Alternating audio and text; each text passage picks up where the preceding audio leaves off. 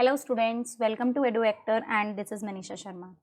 तो आज हम कर रहे थे अपना chapter complete oxidation and reduction reactions topic बचा है बस। तो हमारा केमिस्ट्री का फर्स्ट चैप्टर भी कंप्लीट हो जाएगा। ठीक है, मैंने आपसे लास्ट वीडियो में इसके बारे में ब्रीफ में आपको बता दिया था। तो अब हम इसे डिटेल में पढ़ेंगे कि ऑक्सीडेशन और रिडक्शन रिएक्शंस क्या होती हैं और इनके हमारे जो डेली लाइफ पे क्या यूजेस हैं, क्या इफ़ेक्ट्स हैं। ठीक है, हम वो सब चीज़ इसमें डिटेल में पढ़ेंगे। तो स्टार्ट करते हैं। तो ये मैं आपको बता चुकी थी कि ऑक्सीडेशन क्या होता है और रिडक्शन क्या होता है, फिर भी हम उसे एक बार और रिकैप कर लेते हैं। ऑक्सीडेशन, ऑक्सीडेशन में वर्ड आ रहा है OX, तो OX स्टैंड्स फॉर ऑक्सीजन। ठीक है, और रिडक्शन, रिडक्शन में एक्चुअल में क्या है कि इसमें ऑक्सीडेशन में OX वर्ड आ रहा है, तो हम इस OX वर्ड से पता लगाएंगे कि इसमें क्या हो रहा है, एडिशन। क्या हो रहा है, एडिशन, एडिशन ऑफ ऑक्सीजन, तो वो हो जाएगा ऑक्सीडेशन। बस इसका ही बिल्कुल रिवर्स रिडक्शन हो जाएगा। ठीक है, RE, RE का मतलब होता है रिमूवल। ठीक है, हम क्या करेंगे, इस ऑक्सीजन को एक बेस पॉइंट मान के तब इसे स्टार्ट करेंगे। RE मतलब रिमूवल, रिमूवल ऑफ ऑक्सीजन। ठीक है, तो आप इसे इस तरीके से भी समझ सकते हैं। ऑक्सीडेशन का मतलब होता है जब हम किसी सब्सटेंस में ऑक्सीजन को ऐड कर रहे हैं, that is known as oxidation.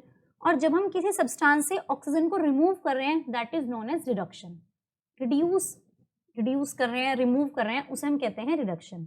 ठीक है, ऐसे ही बिल्कुल अपोजिंग, अब अगर उसमें रिडक्शन में रिमूवल हो रहा है ऑक्सीजन का, तो कुछ ना कुछ ऐड भी जरूर हो रहा होगा।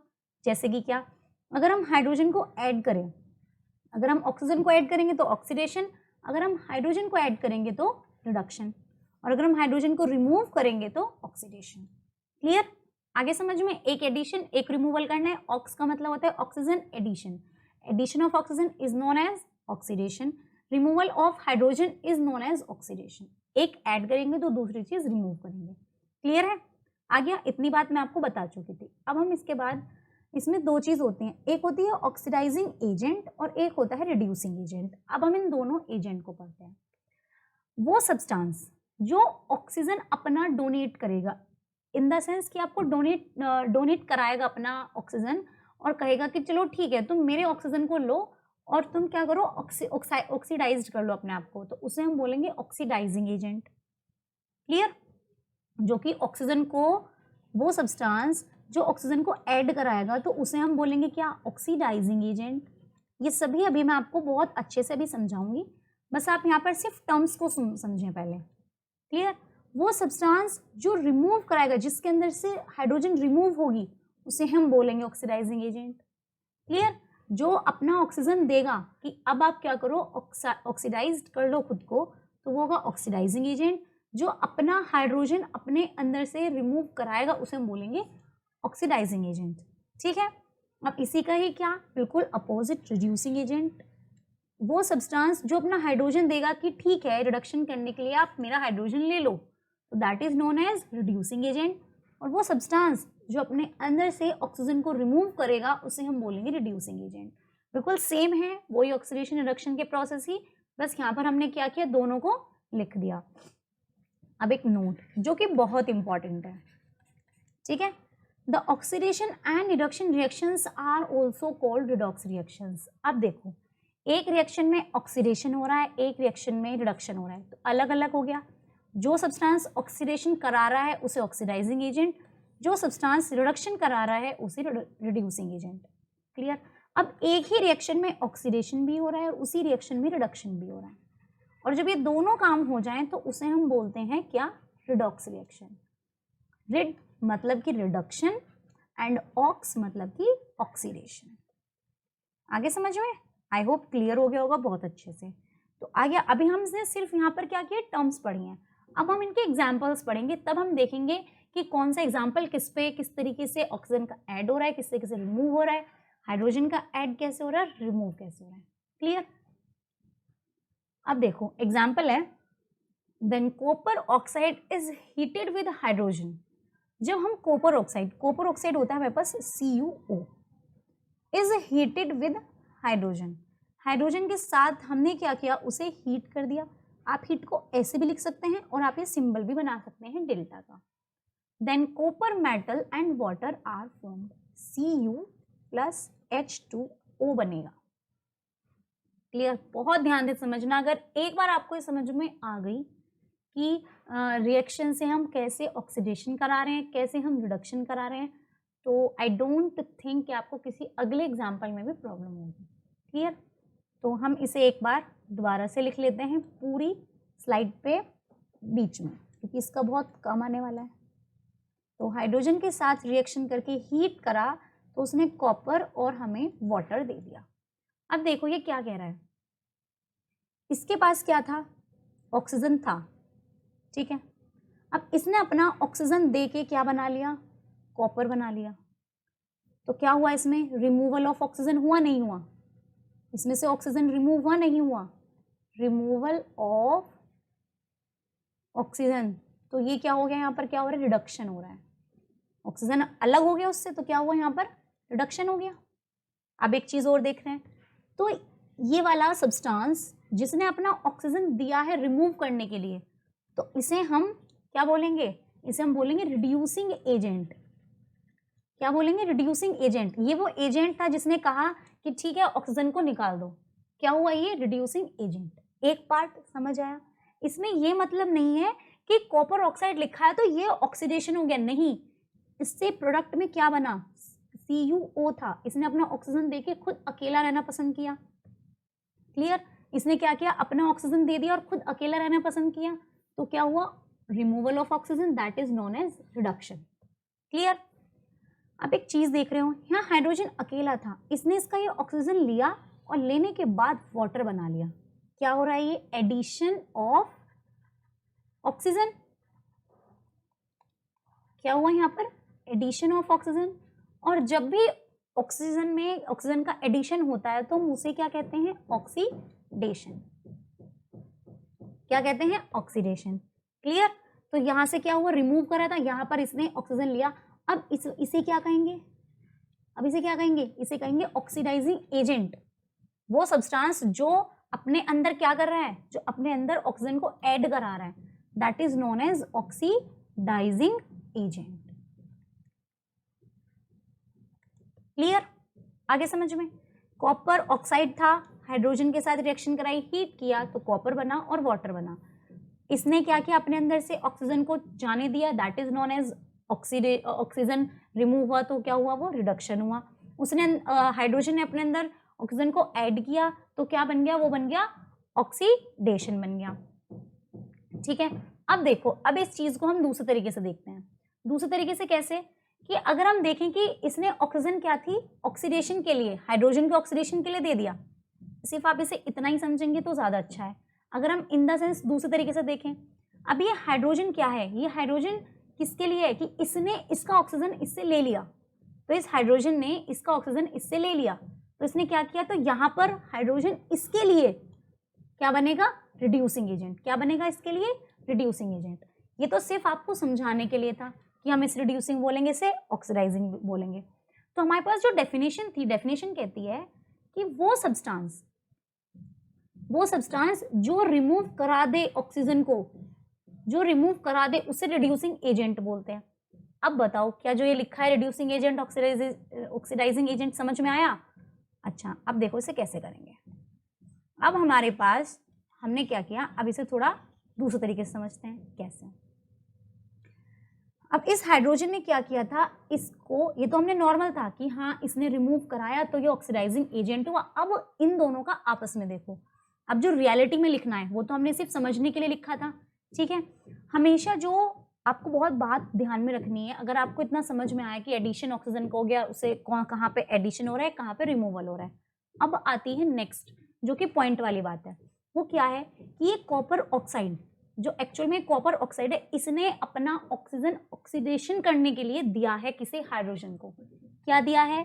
अपना ऑक्सीजन हाइड्रोजन के दिया है कि चलो तुम इसके साथ ऑक्सीडेशन कर लो। तो अब इस केस में इसे हम ऑक्सीडाइजिंग रिड्यूसिंग एजेंट ना बोल के कॉपर ऑक्साइड को हम ऑक्सीडाइजिंग एजेंट बोलेंगे। आगे समझ में? आगे समझ? तो ये चीज आपको बहुत अच्छे से समझ में आनी चाहिए। ठीक है? अब क्या हुआ कि कॉपर ऑक्साइड ने अपना ऑक्सीजन दिया है हाइड्रोजन को, तो वो सब्सटेंस जो अपना ऑक्सीजन दे दें, अपनी ऑक्सीजन दे दें किसी दूसरे को ऑक्सीडेशन करने के लिए, तो उसे ऑक्सीडाइजिंग एजेंट बोलते हैं। अब क्या हुआ यहाँ पर, ठीक है, अब यहाँ पर क्या होगा, तो फिर ये हाइड्रोजन क्या होगा, अब हाइड्रोजन ने, इसके पास इतनी पावर थी, इसने अपना इसने दूसरे का ऑक्सीजन पे अटैक किया और उससे ऑक्सीजन छीन लिया, तो ये क्या हुआ, ये हो गया रिड्यूसिंग एजेंट। समझ में आया, ये ऐसे लिखना है, ठीक है। जो पहले लिखा था वो सिर्फ तभी के लिए, समझने के लिए लिखा था कि जिससे आप इन दोनों चीजों को समझ जाएं, इसी वजह से हमने लास्ट में इसको इस तरीके से आपको अच्छे से क्लियर करके बता दिया। आगे समझ में, तो उसे हम कहते हैं ऑक्सीडाइजिंग एजेंट। हमेशा ऑक्सीडाइजिंग और रिड्यूसिंग एजेंट एक दूसरे के अपोजिट होते हैं, ठीक है। तो अब इसमें अगर मैं आपसे पूछूं कि कौन सा सब्सटेंस ऑक्सीडाइज्ड हुआ है, तो कौन सा हुआ है, हाइड्रोजन हुआ है। कौन सा सब्सटेंस रिड्यूस हुआ है, कौन सा हुआ है, कॉपर ऑक्साइड हुआ है। ऑक्सीडाइजिंग एजेंट कौन सा हुआ, जिसने अपना ऑक्सीजन दिया है, डोनेट किया है, वो हो गया CuO। और हम कहें रिड्यूसिंग एजेंट कौन सा है, तो वो हो गया H2। आगे समझ में, ठीक है। और जिस रिएक्शन में ये दोनों हो जाएं, ऑक्सीडेशन भी और रिडक्शन भी, उसको हम रिडॉक्स रिएक्शन बोलते हैं। उसे क्या बोलते हैं हम, redox reaction. Clear. Next, when hydrogen sulfide reacts with chlorine, then sulfur and hydrogen chlorides are formed। अब कैसे, इसे भी समझ लो। जब हाइड्रोजन सल्फाइड रिएक्ट करता है क्लोरीन, क्लोरीन होता है Cl2, ठीक है, तो sulphur and hydrogen chloride are formed. अब थोड़ा सा पहले से बैलेंस कर लेते हैं, सल्फर तो सल्फर है, 2 2, तो यहाँ पे आ जाएगा 2। क्लियर। अब बताओ कि कौन सी चीज कहाँ पर जाकर ऑक्सीडाइज्ड हो रही है और कौन सी चीज कहाँ पर जाकर रिड्यूस्ड हो रही है। अब देखो इसे समझते हैं स्टार्टिंग से। अब क्या हुआ, हाइड्रोजन सल्फर के पास था, इसने अपने अंदर से हाइड्रोजन रिमूव किया, सल्फर ने अपने अंदर से हाइड्रोजन को हटा दिया कि जाओ मुझे तुम नहीं चाहिए, ठीक है। तो हाइड्रोजन के रिमूवल को ही क्या बोलते हैं, यहाँ पर क्या हुआ, रिमूवल ऑफ इसका, हाइड्रोजन का, जिसे हम क्या कहेंगे, ऑक्सीडेशन। बस यही तो चीजें देखनी है, बस इन दोनों को देखना है कि वो क्या कह रहे हैं, इसे नहीं देखना यहाँ से क्या बन रहा है वो देखेंगे। अब क्लोरीन ने क्या किया, क्लोरीन ने इस हाइड्रोजन को अपने अंदर ऐड कर लिया, तो इसके अंदर क्या हुआ, एडिशन ऑफ हाइड्रोजन। क्या हुआ इसके अंदर, एडिशन ऑफ हाइड्रोजन। और हाइड्रोजन का ऐड करना ही रिडक्शन कहलाता है। क्या कहलाता है, रिडक्शन, ठीक है। बस इतनी सी बात है कि H2S क्या हुआ, अपने अंदर से उसने हाइड्रोजन को रिमूव किया, सल्फर बना दिया। अब रिमूव होते क्या होती है डेफिनेशन, ऑक्सीडेशन की। क्लियर। अब ये कैपेसिटी किसमें थी कि उसने उसके हाइड्रोजन को उससे अलग कर दिया, ये कैपेसिटी थी Cl2 के पास। तो Cl2 क्या हुआ, ये हुआ हमारे पास ऑक्सीडाइजिंग एजेंट। अगर आपको समझ ना भी आए आपको उस टाइम पे, तो हमेशा जिसका ऑक्सीडेशन हो रहा होगा उसमें रिड्यूसिंग एजेंट काम करेगा और जिसका रिडक्शन हो रहा होगा उसका ऑक्सीडाइजिंग एजेंट काम करेगा, ठीक है। तो एक्चुअल में अब हम बात करेंगे H2S की। अब रिमूव तो करा दिया इसने, लेकिन दूसरे के लिए तो उसने रिडक्शन कराया, तो इसके लिए क्या हो जाएगा, ये हो जाएगा रिड्यूसिंग एजेंट, ठीक है। क्या हो जाएगा, रिड्यूसिंग एजेंट। और हम ये चीज इधर नहीं लिखेंगे बिकॉज ये तो हमें प्रोडक्ट मिला है। अब आगे समझ, अब तो मुझे नहीं लगता कि इसमें कोई प्रॉब्लम है। तो इसमें रिड्यूसिंग एजेंट कौन सा हुआ, H2S। ऑक्सीडाइजिंग एजेंट कौन सा हुआ, क्लोरीन। अगर मैं कहूँ इसमें कि कौन सा सब्सटेंस को ऑक्सीडाइज कराया गया है, कौन सा सब्सटेंस को कराया गया है, H2S को कराया गया है। कौन सब्सटेंस को रिड्यूस कराया गया है, किससे कराया गया है, Cl2 को। आ गया समझ में। आई डोंट थिंक कि अब आपको नहीं आया हो, तो हम सिंपल सी लैंग्वेज में ये कह सकते हैं, वो सब्सटेंस जो खुद ऑक्सीडाइज हो रहा है, वो सब्सटेंस एक लैंग्वेज में अगर मैं आपसे नॉर्मली एक पॉइंट में कहूँ जिससे कि आपको समझना पड़े ये चीज़, तो मैं ये बात कह सकती हूँ यहाँ पर कि वो सब्सटेंस जो हम ये कह सकते हैं कि सब्सटेंस जो क्या हो रहा है, जो ऑक्सीडाइज्ड हो रहा है, क्या हो रहा है, जो ऑक्सीडाइज्ड हो रहा है, इसमें कौन सा सब्सटेंस ऑक्सीडाइज हो रहा है, H2S। तो उसी को हम कह देंगे रिड्यूसिंग एजेंट। वो सब्सटेंस जो रिड्यूस्ड हो रहा है उसे हम कह देंगे ऑक्सीडाइजिंग एजेंट। आगे समझ में? अब इसमें कोई कंफ्यूजन नहीं होनी चाहिए, ठीक है? आई डोंट थिंक कि आपको कोई प्रॉब्लम होगी, और अगर फिर भी प्रॉब्लम है तो आप नीचे कमेंट बॉक्स में कमेंट करो। मैं शायद उस चीज़ को जब मैं एनसीईआरटी सॉल्यूशंस कराऊंगी तो और बेटर तरीके से कराने की कोशिश करूंगी आपको, ठीक है? वैसे तो मुझे लगता नहीं है कि मैंने इतना क्लियरली समझा दिया कि अब किसी को भी इसमें प्रॉब्लम आने वाली है, ठीक है? Next, identify the substance. हाँ, अब ये एनसीईआरटी का क्वेश्चन है, अब हम इसे पढ़ लेते हैं कि हमें सब्सटेंस को आइडेंटिफाई करना है कि कौन सा ऑक्सीडाइज्ड हुआ है। सब्सटेंस पूछा है इसने सिर्फ, उसने एजेंट नहीं बोला।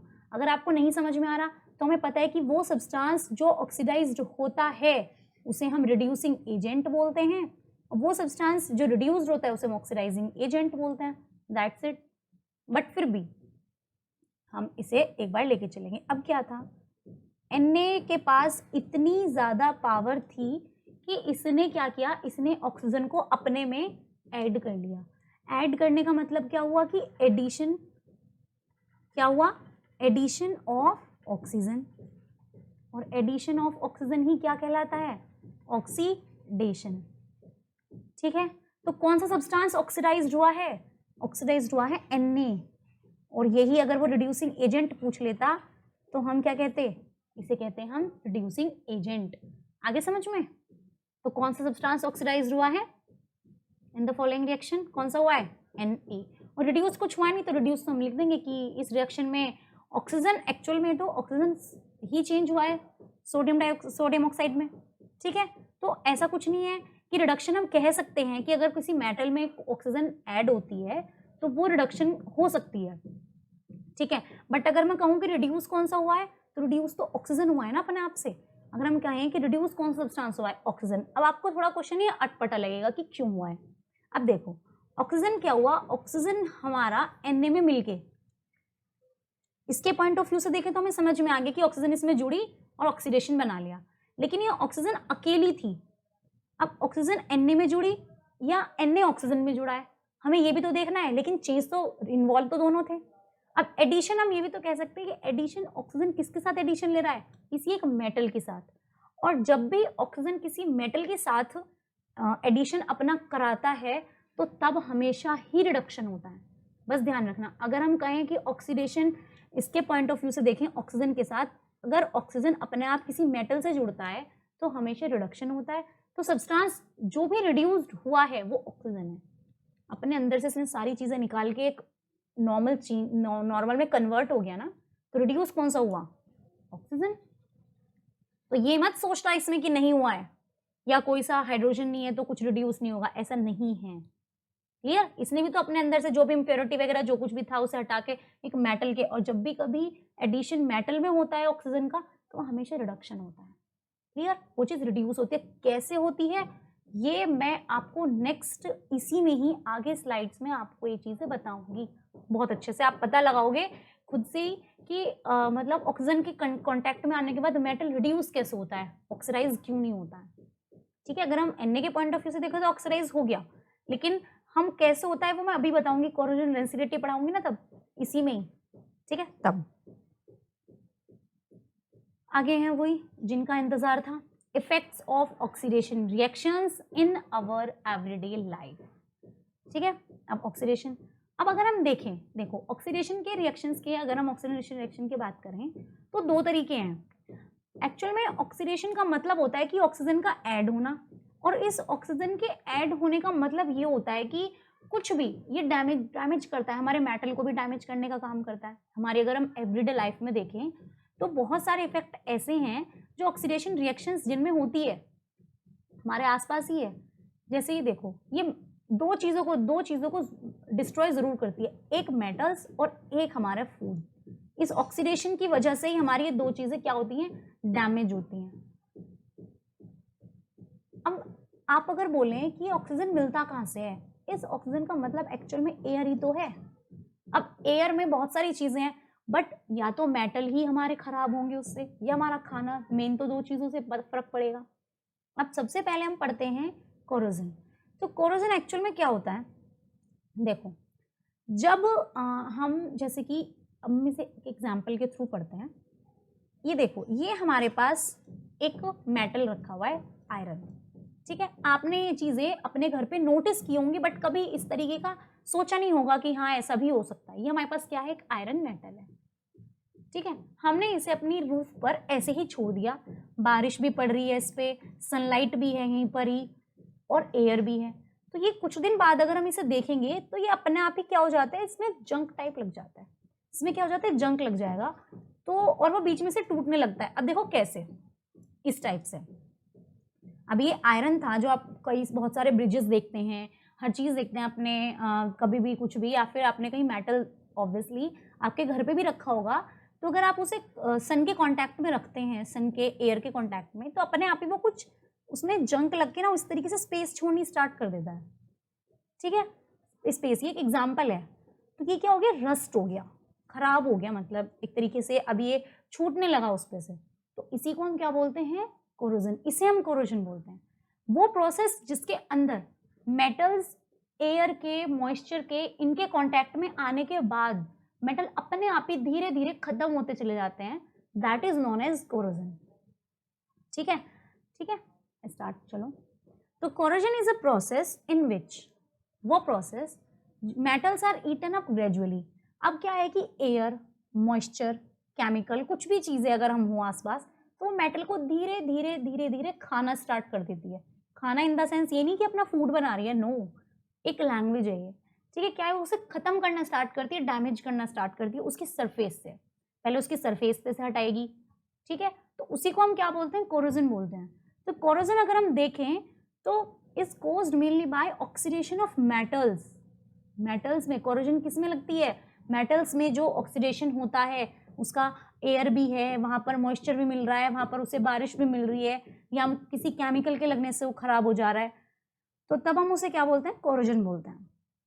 सबसे बेस्ट एग्जाम्पल जो है कॉमन, जो हम अपने घर में भी नॉर्मली अपनी एवरीडे लाइफ में देखते हैं, वो है रस्टिंग ऑफ आयरन। वो जो हमारा लोहा होता है, आयरन होता है, उसका उस पर जंक लग जाना। रस्टिंग मीन्स जंक लग जाना।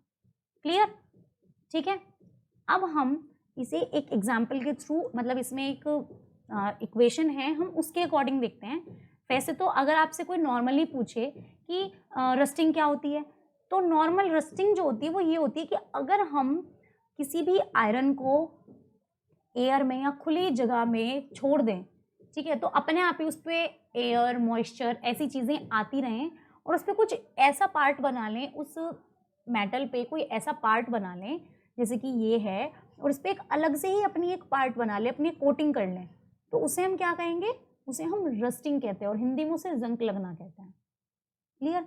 तो जो एक कोरोजन ऑफ आयरन है, या हम कह सकते हैं रस्टिंग ऑफ आयरन, तो उसमें क्या होता है कि आयरन मेटल ऑक्सीडाइज होता है ऑक्सीजन लगने की वजह से, in the presence of air, water, moisture जो भी है, क्या बनाने के लिए, आयरन ऑक्साइड बनाने के लिए।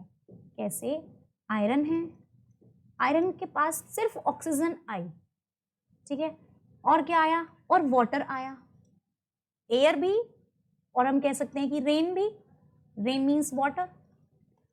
तो क्या बनाएगा वो इन सब के साथ, वो एक आयरन एक्साइड, मतलब कि जो कुछ भी है वो सब आओ और इस पे आकर चिपक जाओ। ठीक है, तो ये हाइड्रेटेड हो जाता है, इसको हम रस्टिंग बोलते हैं।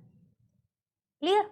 यहाँ पर एक्स का मतलब है कि कितने भी हो सकते हैं, वो पानी हो सकता है कंटिन्यूस 4-5 दिन तक पानी आ रहा है, 4-5 दिन तक उसमें बारिश है, या हो सकता है वो पानी में ही है, तो एक्स का मतलब है कितने भी मॉलिक्यूल्स वाटर के।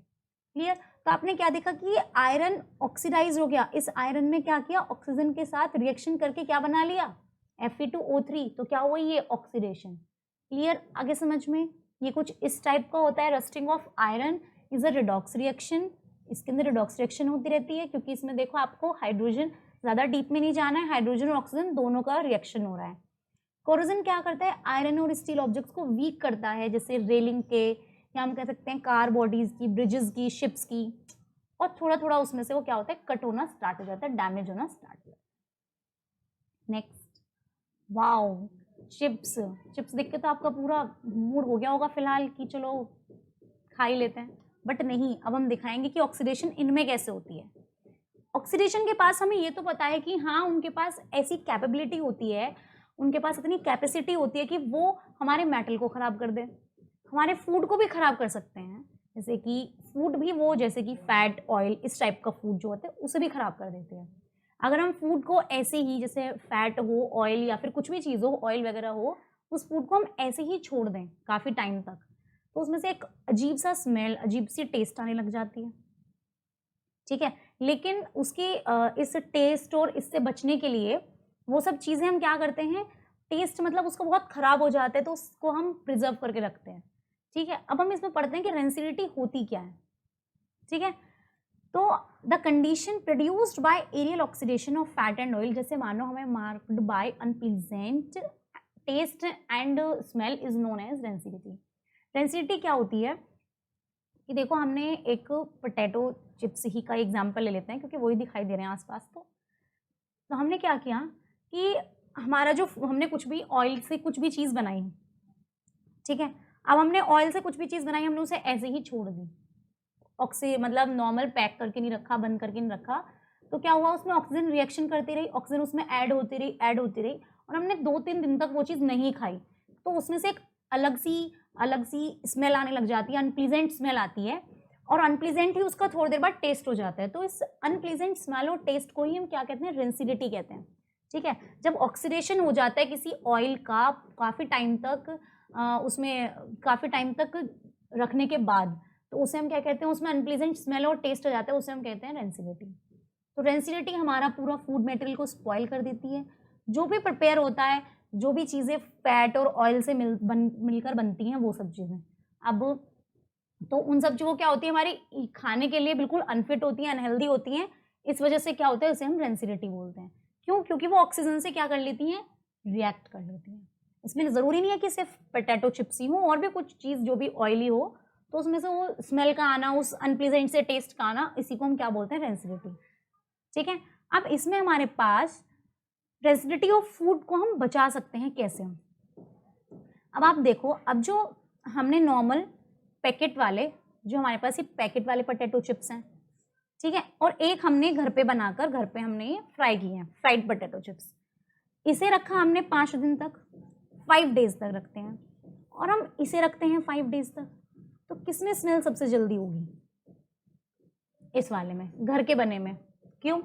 बिकॉज ये ऑक्सीजन के बिल्कुल कांटेक्ट में है, इनका क्या हो रहा है, ऑक्सीडेशन हो रहा है, जितनी भी चीजें हैं वो सब इन पे आकर अटैक कर रही हैं। ठीक है, तो हम इन्हें 4-5 दिन के बाद नहीं खा सकते, बट इन्हें अगर हम महीने के बाद भी खाएं तो भी ये चलेगा। ठीक है, तो हम रेंसिडिटी को प्रिजर्व कर सकते हैं कभी कभी, स्टार्टिंग जैसे कुछ भी हम रेंसिडिटी को प्रिजर्व कर सकते हैं कुछ दिन तक। उस चीज़ को अगर हम एयर टाइट कंटेनर में बंद करके रखें, अगर हम इसी को एयर टाइट कंटेनर में बंद करके रखें, तो हो सकता है ये 5 से 6 दिन बाद तक भी चलती रहे। क्लियर? अब कैसे एडिंग हो सकता है, उसमें हम क्या करें, एंटीऑक्सीडेंट फूड के जो भी आते हैं, फैट और ऑयल के एंटीऑक्सीडेंट आते हैं जो कि मार्केट में इजीली अवेलेबल हो जाते हैं। ठीक है, एक केमिकल टाइप होता है जो कि हमें ऑक्सीडेशन होने नहीं देता किसी भी खाने पर। ठीक है, हम वो डाल सकते हैं, या हम कह सकते हैं जो भी हमारे पास पैकेजिंग चीज़ें होंगी, जैसे नाइट्रोजन गैस वगैरह होती है, उन सब में हम इसका यूज़ करें जिससे कि क्या हो, ऑक्सीडेशन ना हो। क्लियर? रेंसिडिटी को हम, अगर फूड को हम रेफ्रिजरेटर में रखते हैं तब भी हम उसे बचा सकते हैं रेंसिडिटी से। अब अगर हम उसे 2 दिन खा सकते थे, तो अगर हम उसे फ्रिज में रख देंगे तो हम उसे शायद 4 दिन खा लें। क्लियर? रेंसिडिटी को हम कम कर सकते हैं, रिटार्डेड मतलब कम करना ही होता है, प्रिवेंट करना ही होता है। एयर टाइट कंटेनर में रख के भी कर सकते हैं। रेंसिडिटी को हम, अगर हम लाइट से दूर रखें तब भी हम उसे स्टोर करने का काम कर सकते हैं। एक चीज़ और, मैंने आपको इसका नहीं बताया कि हम कोरोजन को कैसे करते हैं। अगर हमें ये चीज़ बचानी है, अब देखो, ये हमारे पास रेलिंग है, या हम कह सकते हैं कुछ भी है, और हमें इसे कोरोजन से बचाना है, और हमें रखना भी उसे धूप में और बारिश में ही है, तो हम क्या करते हैं, इस पर कोटिंग कर देते हैं। वो मैं आपको नेक्स्ट आगे फर्दर चैप्टर्स में है ये, तो हम उसमें क्या करते हैं, कोटिंग कर देते हैं, या फिर हम करते हैं पेंट, जिससे कि अब कितनी भी यहाँ पर ऑक्सीजन, कितना भी कुछ भी आए तो वो उस पर अटैक नहीं करेगी, करने के बाद वापस हो जाएगी, मतलब उसमें ऑक्सीडेशन नहीं कर पाएंगे, पर एक टाइम बाद आके हमें दोबारा से कोटिंग करनी पड़ती है। ठीक है, ये इसका प्रिवेंशन है। आगे मैं आपको फर्दर चैप्टर्स में जब मेटल्स और नॉन मेटल्स पढ़ाऊंगी तब बताऊंगी चीज। ठीक है, तो थैंक यू सो मच, आपका ये चैप्टर भी कंप्लीट हुआ, चैप्टर फर्स्ट केमिस्ट्री का, केमिकल रिएक्शंस एंड इक्वेशंस। तो इसके सिर्फ एनसीईआरटी क्वेश्चंस बचे हैं जो मैं आपको कुछ दिन में 1-2 दिन में करा देंगे वो संडे सेशन जो होता है हमारा उसमें, ठीक है। आई होप आपको बहुत अच्छे से ये चैप्टर समझ आया हो। अब हम नेक्स्ट चैप्टर अपना स्टार्ट करेंगे acid bases and salts. Clear? तो thank you for your love support, thank you so much.